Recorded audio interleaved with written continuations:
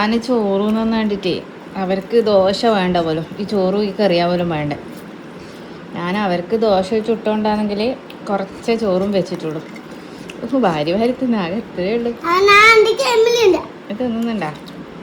അത്രക്ക് ടേസ്റ്റാണ് റേഷൻ അരി നമ്മൾ ഈ ഉണക്കറിയോ. നല്ല കുഞ്ഞി ചട്ടിയുണ്ട, നല്ല മണ്ണിൻ്റെ ചട്ടി.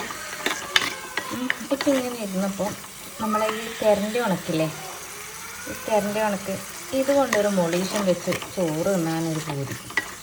അങ്ങനെ വേഗം തക്കാളിയും വെളുത്തുള്ളിയും പച്ചമുളകും അത് മുറിച്ചിട്ടൊന്ന് ഇളക്കി അതൊന്ന് ചൂടാകുമ്പോഴത്തേക്ക് അതിലേക്ക് നമ്മുടെ ഈ തെരൻ്റെ കഷ്ണം ഇട്ടൊന്ന് ഇളക്കി പിന്നെ ഒന്ന് അടച്ച് വെച്ചിട്ട് അതൊന്ന് അതിലേക്ക് അതിൻ്റെ ഇതൊക്കെ ഒന്ന് ഇറങ്ങി പോകാവട്ടെ. എന്നിട്ട് മുളകും മല്ലിയെല്ലാം ഇട്ടിട്ട് നമുക്ക് നല്ല കറിയാക്കാം.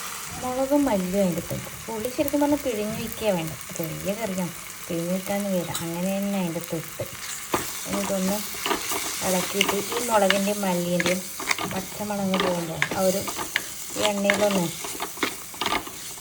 നല്ല നാടൻ വെളിച്ചെണ്ണയാണ്, കൊപ്ര ആട്ടി ഉണ്ടാക്കിയ വെളിച്ചെണ്ണ ഇതിലിങ്ങനെ വറക്കാം. അതിൻ്റെ ആ ഒരു പച്ച ഇത് പോയിട്ടാകുമ്പോൾ ഇതിലേക്ക് കുറച്ച് വെള്ളം ഒഴിക്കാം. ഇതിലേക്ക് കുറച്ച് വെള്ളം ഒഴിച്ച് കൊടുക്കാം.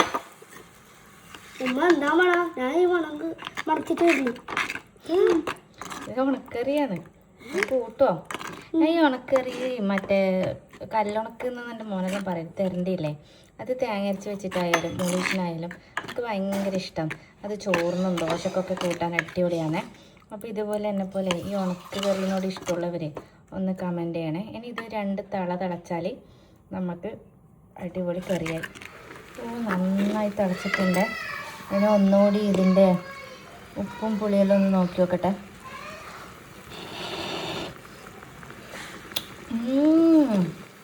യമ്മി.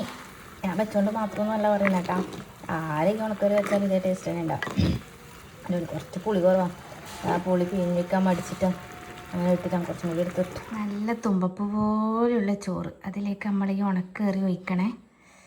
എനിക്ക് ഈ ഉണക്കറിക്ക് ഇഷ്ടം റേഷൻ അരിയാണ്, അതുകൊണ്ട് ഞാൻ അത് തന്നെ ഉണ്ടാക്കിയത്. ഈ കുറുവരിനേക്കാളെല്ലാം ഈ ഉണക്കറിക്ക് ടേസ്റ്റ് റേഷൻ അരിയാണ്. എനിക്ക് വെച്ചൊരു പിടി പിടിച്ച് നോക്കട്ടെ.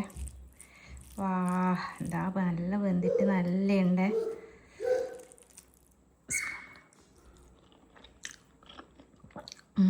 ചോറും ഉണക്കറിയും കൂട്ടി തിന്നാൻ പോര് വന്നിട്ട് അതാക്കിയിട്ട് ഇപ്പം ഞാൻ ശശി ടേസ്റ്റ് കൊണ്ട് മക്കൾ ചോറ് തിന്നു, അവരെ ദോശയിലിപ്പം ഞാൻ തിന്നേണ്ട അവസ്ഥ.